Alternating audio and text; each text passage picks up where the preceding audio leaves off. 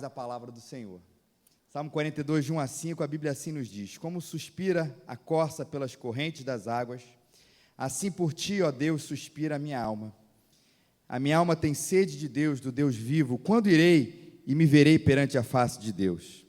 As minhas lágrimas têm sido meu alimento dia e noite, enquanto me dizem continuamente: o teu Deus, onde está? Lembro-me dessas coisas, e dentro de mim se me derrama a alma de como eu passava com a multidão de povo e os guiava em procissão à casa de Deus, entre gritos de alegria e louvor, multidão e festa. Vamos ler juntos o versículo 5?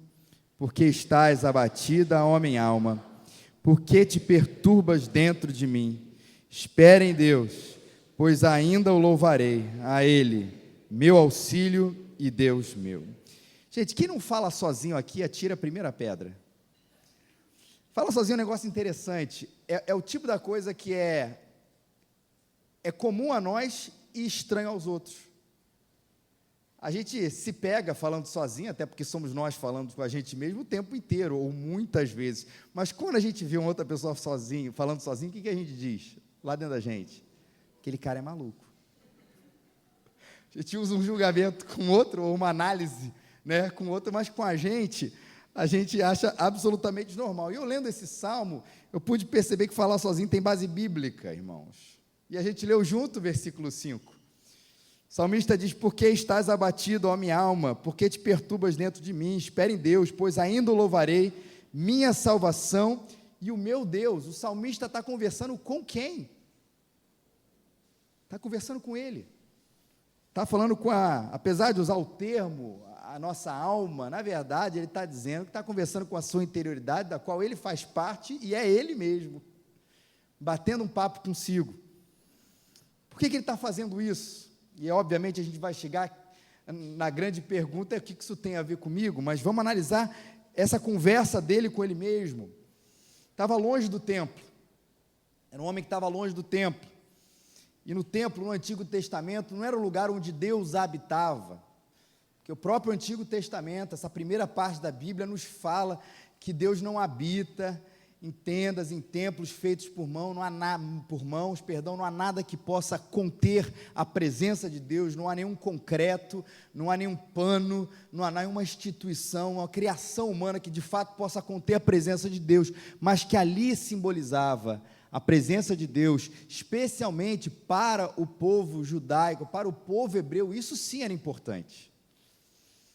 E nós que estamos um pouquinho distante dessa realidade, às vezes não conseguimos entender de como aquilo era importante para a nação judaica, para a nação hebraica, para o povo e para a sua espiritualidade, enquanto cultura e enquanto fé, aquele lugar de estar ali no templo, refletindo e adorando sobre o seu Deus, junto com o povo de Deus, como aquilo era importante para a fé, e obviamente continua sendo importante para a gente hoje, quando a gente fala até em termos de igreja. Mas por algum motivo, que o Salmo não nos revela, que a gente não pode compreender a partir desse texto, ele estava impedido de chegar até lá. Ele não podia chegar até o templo. E aí ele diz que como a corça anseia pelas águas correntes, também a minha alma anseia por ti, ó Deus. Minha alma tem sede do Deus vivo. Quando eu virei, vou ver a face do meu Deus. Derrama a minha alma dentro de mim, lembrar-me de como eu guiava em multidão, a procissão à casa de Deus, com gritos de alegria e louvor, multidão em festa. Que saudade do tempo em que eu liderava essa procissão junto até lá, mas agora eu não posso mais ir. E ele compara esse anseio de estar ali com a figura da corça, que anseia pelas águas correntes. E eu não sei se você pensa mais ou menos a mesma coisa. Quando eu vejo essa figura da corça e as águas correntes, a gente até tem a ideia de uma floresta, a ideia de uma corça num ambiente super fértil, e que está ali apenas procurando um lugar que está ali logo ali na frente, mas não é essa a ideia que o salmista quer trazer para a gente. A ideia é de sequidão, a ideia é de uma procura, de uma tentativa de chegar até as águas, que não foi bem sucedida, e que por que aquilo não está acontecendo? Porque na verdade, de lugar em lugar, de lago em lago, está tudo seco, e a alma tem sede de chegar junto a essas águas correntes. E assim como a corça quer isso e precisa disso, a nossa alma também anseia pela presença de Deus. Em tudo isso, a gente pode resumir isso numa pequena frase, numa pequena expressão. O que o salmista está sentindo é sede de Deus. E gosto dessa palavra sede, até porque é o que a Bíblia nos conta aqui. Porque sede, meus irmãos e minhas irmãs, sede não tem a ver com alguma coisa periférica. Sede não tem a ver com alguma coisa que eu posso escolher ou não. Sexta não é a minha saída do final de semana. Sexta não é uma refeição um pouco mais agradável do que aquela que eu tenho dia a dia, da qual, se o mês apertar, se o tempo não der, a gente vai lá e abre mão dela. Sede tem a ver com aquilo que é vital para a gente. Se a gente não tiver, a gente não vive. Se a gente não beber essa água, a gente não caminha mais. E é assim que a nossa relação do nosso coração, da nossa alma, deve estar na presença de Deus. Por que é importante a gente ver isso, gente? Porque quando a gente fala de sede, a gente também está falando de interesse, onde tudo que há em nós busca esse Deus. Interesse é uma palavra que a gente precisa, ou um conceito que a gente precisa resgatar cada vez mais, porque parece que com o tempo a gente começa a compartimentalizar a nossa fé. Não é mais o coração completo dizendo: Senhor, eu daria tudo para estar contigo, Senhor, eu daria tudo para estar bebendo da tua água, Senhor, eu daria tudo para desfrutar ainda mais um pouco da tua graça. Às vezes o nosso primeiro amor era assim, e o tempo foi passando, e a gente parou de sentir essa sede, e normalmente porque a gente começou a compartimentalizar a nossa espiritualidade. Vê se você identifica, ou em você, ou às vezes em uma pessoa, alguns desses passos, ou algum desses momentos. No começo a gente está dizendo: Deus, o Senhor é o Senhor da minha vida, tudo que eu faço é para Ti. A gente está como essa corça buscando a água, faria tudo para chegar até ali, para beber, para desfrutar da presença. Depois a gente diz: Deus, o Senhor é o Senhor do meu coração, que é uma expressão bonita,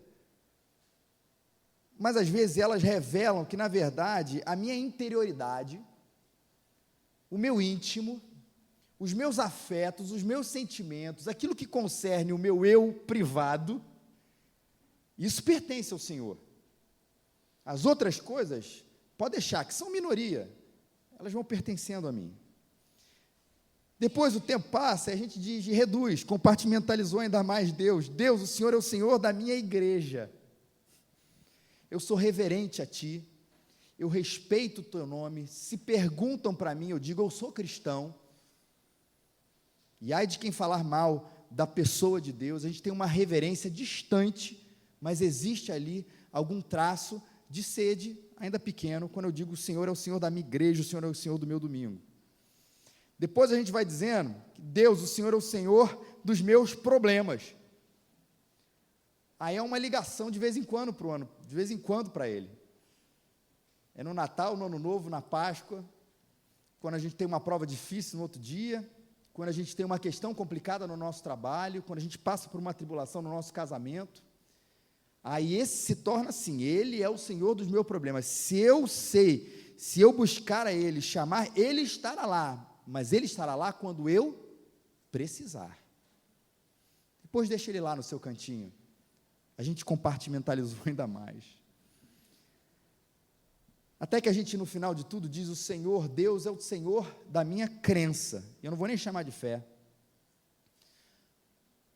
Quando nós dizemos: sim, eu sou evangélico, mas discordo de tudo que a igreja faz. Você já reparou cada vez mais esse tipo de gente tem se levantado? Tudo que a nossa fé, a palavra de Deus confronta a pessoa, ela diz que é uma visão retrógrada da igreja. Tudo que a fé, a palavra de Deus, a pessoa se identifica, ela diz: isso está certo, isso faz parte da minha fé, isso faz parte da minha espiritualidade. Todas as coisas que eu discordo, elas fazem parte de uma visão teológica, prática, retrógrada da igreja. E aí passa a ser, na verdade, um cristão, um evangélico, seja lá como você queira chamar, a sua conveniência, daquilo que me atrai, daquilo que me agrada, daquilo que eu concordo. Quando a palavra de Deus me desafia, eu tendo a relativizar tudo isso, e aí fica o Senhor dessa minha crença, que eu mesmo fiz. É a minha fé, as pessoas ainda dizem isso, essa é a minha fé, eu tenho a minha fé, eu acredito nisso, não acredito em tantas essas outras coisas. A gente compartimentalizou mais ainda Deus, e parou de estar, como eu disse, inteiro na presença dEle. E toda relação compartimentalizada, ela tem um fim. Ela vai indo cada vez menos, até que a frieza se instaura e a gente se encontra distante, religioso até muitas vezes, com o nosso Deus, que a gente cultivou. A gente não é dele, ele que é nosso, ali perto da gente. Não é isso que o salmista diz. Seu Deus é vivo, ele tem sede, não pode ir ao templo, mas está louco para estar lá, não pode buscá-lo naquele lugar tão importante para a sua espiritualidade, mas apesar de não estar, o seu corpo, a sua alma, o seu coração, a sua vida, tudo que há nele deseja como a corça suspira pelas águas no meio da seca. Nisso tudo, os homens têm zombado dele também. Minhas lágrimas têm sido meu alimento dia e de noite, enquanto me dizem a toda hora: onde está o teu Deus? O comentarista diz que esse homem é vulnerável por dentro. Eu preciso de ti. E ele é vulnerável por fora também, porque todo mundo zomba dele.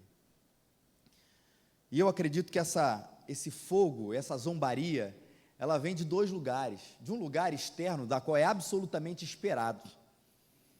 Uma geração que não respeita a fé em Deus, que não respeita a crença em Deus, que a despreza. E que ainda diz: é possível que um homem inteligente hoje, no século 21, continue a acreditar em Deus? Que bobagem. E zombam a gente e a nossa fé, tentando cada vez mais diminuí-la. Esse homem está frágil, ainda escuta isso. E o fogo interno, que infelizmente também acontece, até mesmo dentro da igreja. Onde está o teu Deus? Parece um contrassenso, mas não é.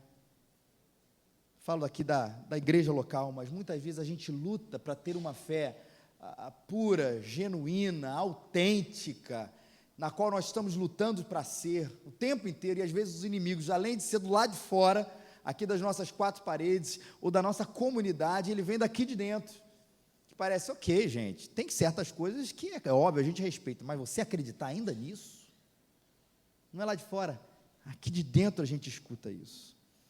Nunca vou esquecer de uma ilustração, na década de 90, que eu escutava muito, e ela falava assim: olha, quando eu chegar no céu, é uma história, eu quero que Deus chegue para mim e fale o seguinte: poxa, você chegou,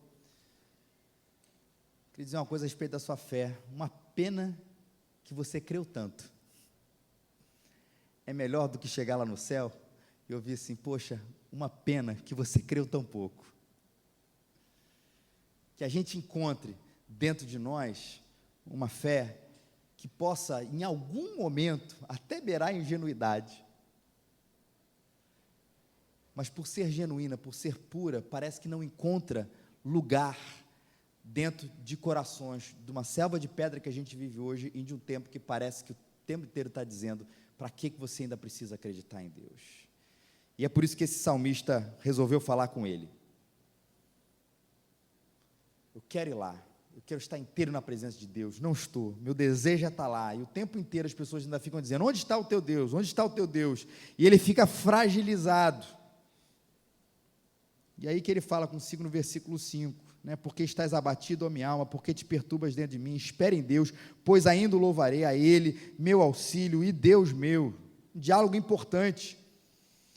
E os comentaristas também dizem isso: parece que um homem que luta com a sua dualidade, da qual nós nos identificamos por completo, é ao mesmo tempo um homem de convicção, e ao mesmo tempo uma criatura mutável. O salmista parece que nos apresenta isso. Espere em Deus. A gente está se desafiando, parece que o homem que crê, que somos nós, está desafiando o homem que não crê, que somos nós também. Você se identifica com isso? Você percebe que dentro de você há, como diz na música, silêncio e sons, que dentro de você há confianças e desconfianças, que dentro de você há desespero e dentro de você há fé.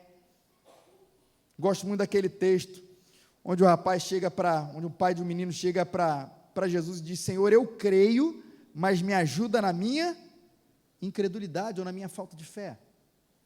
Um homem que tem fé, mas digo: Senhor, mas me ajuda na falta dela. E esse homem não é diferente da gente. Por isso que a gente precisa brigar com a nossa alma e falar sozinho. Não com expressões positivas, eu creio, eu creio, eu creio, repita isso 20 vezes que você vai crer, não é isso.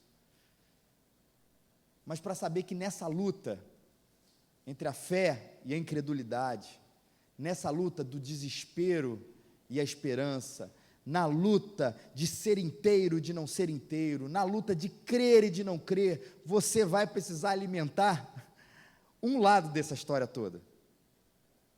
Um lado, que não é a parte abatida, que não é a parte da desesperança, mas a gente poder olhar para a gente e gritar com a gente e falar: acredite, tenha fé, alimente a sua esperança, alimente a sua fé, não se preocupe, conviva com esses dois vocês que nós temos, nas situações mais complicadas, mas no meio dela, fale consigo e grite: eu sei onde está o meu Deus, o meu Redentor vive.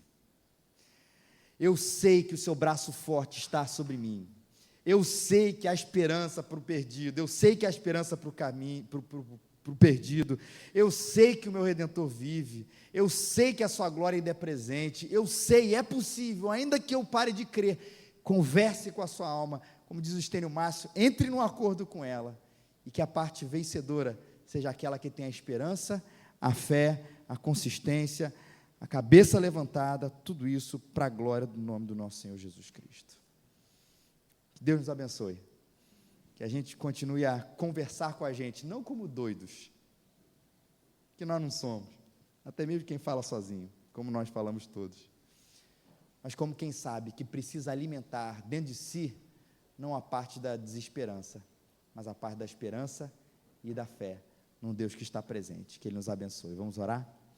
Senhor, eu quero Te louvar e engrandecer o Teu santo e bendito nome, Pai, e pedir que dentro dessa nossa dualidade, às vezes da nossa aparente contradição, Senhor, o que saia vencedor, Pai, na nossa vida, seja a fé em Cristo Jesus.